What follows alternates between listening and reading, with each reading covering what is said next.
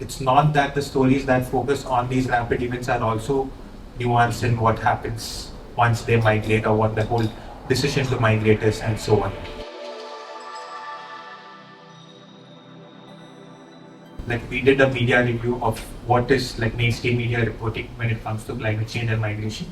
And a lot of the things that you said is what some of our findings also show, that there's a lot more focus on rapid onset events like cyclones and so on, and very less focus on sea level rise, extreme heat, and so on, and how that triggers migration. And that is also reflected in where these stories are coming from. So we also see a lot more focus on of climate migration stories from the eastern parts of our country. So where West Bengal, Odisha, you see a lot more stories from there and far fewer from the other belts. And why that is the case? Because I mean, this is again my hypothesis, because there's a lot more attention on most of these stories have a very crisis sort of framing to it.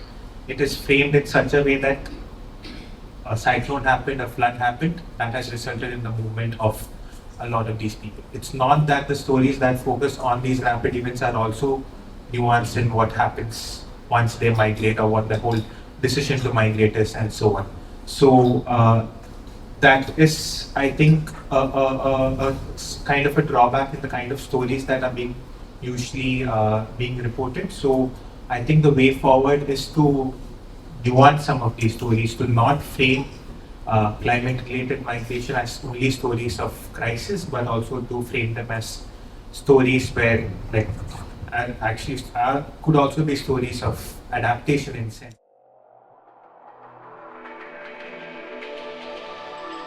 The migration story.